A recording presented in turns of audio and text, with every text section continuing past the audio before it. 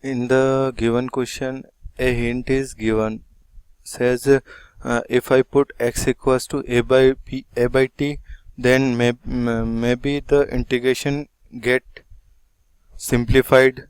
So let's see what happens when I put or I can say I substitute x equals to a by t in the given integration.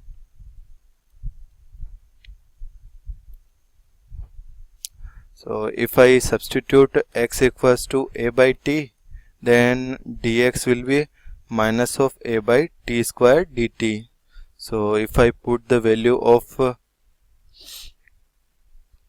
x and dx in the integration over integration, I will transform into minus a by t square dt by value of a is a by t. So if I put the value of a, which is a by t, into under root a into a by t minus a by t whole square.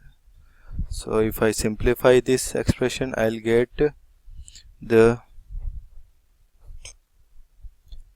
from here I can see that the a will get cancelled and the t is cancelled by t square. So the remaining term will be minus dt by t under root a square by t minus a square by t square, or I can say minus dt by t into a under root a t square,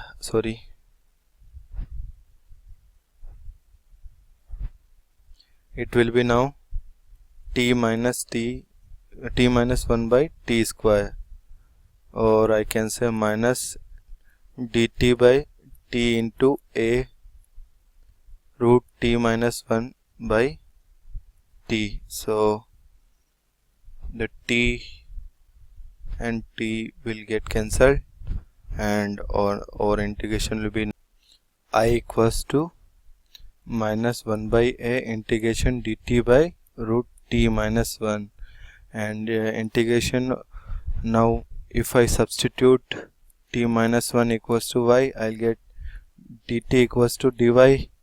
Make the substitute, I'll get minus 1 by a integration dy by root y, and I know the integration of 1 dy by root y, which is 2 root y, and the value of y is t minus 1. So 1 by a into 2 root t minus 1, and value of t is